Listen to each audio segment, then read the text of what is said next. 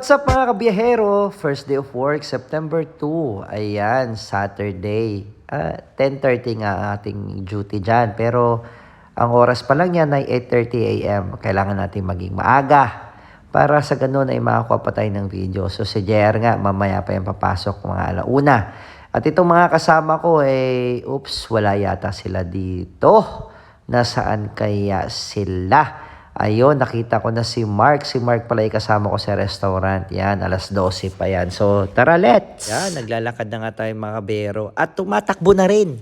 Dahil makamaabutan tayo ng red light. Dahil dito nga sa Hungary ay napaka-stricto nila. Pagdating sa traffic light, kailangan mong sundin. So ayan mga kabiyahero, nakababa na nga tayo at tayo ay tatawid ulit dahil pupunta tayo sa istasyon ng tren.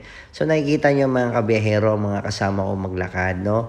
Medyo nakikita nyo, siguro mga senior citizen na yan sila pero ang lalakas pa rin talaga ng tuhod nila. O ayan mga kabiyahero, nasa istasyon na nga tayo ng tren at tayo muli ay lulusong sa pinakamalalim. Parang balon lang po yan. So ayan, kita nyo naman. Wala pa masyadong mga tao. Konting-konti pa lang. So ayan mga kabiyahero, nandito na ngayon. Tara, sakay na tayo at baka tayo ay masaraduhan pa. Bilisan na natin. Uy, napakabilis nga naman mga kabiyahero. Pagkasarado, bukas ulit. Hindi, nandito na tayo ngayon sa ating huling train station. Oops!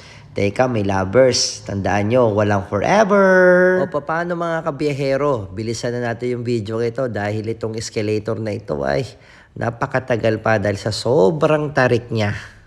Naglakad, sumakay, umupo, sumilip sa bintana. Lumabas sa work at naglakad, pumunta ng train station, sumakay, umupo, nag-video ng pang-reels, bumaba ng escalator, nagantay ng panibagong tren, sumakay, bumaba, umakyat! Umakyat ulit, at nagantay na makatawid, at nagantay ulit ng bus na masakyan, nakasakay. Bumaba, tumawid, naglakad pa uwi, naglakad sa hagdan papuntang kwarto, naglaba, at natulog. Good night!